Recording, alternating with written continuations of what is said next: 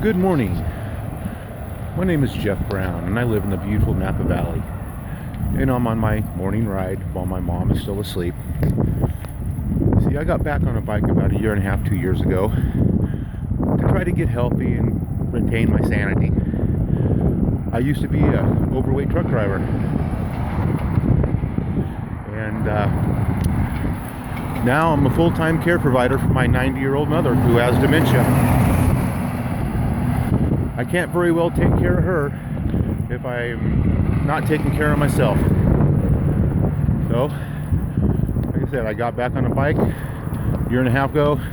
I've lost 95 pounds, no longer need my antidepressants or my blood pressure medications. And winning Doty's bike build would be a blessing. You see, my $200 bike is great.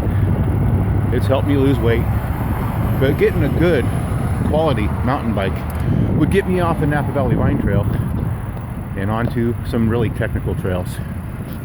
Thank you for your consideration from Napa Valley.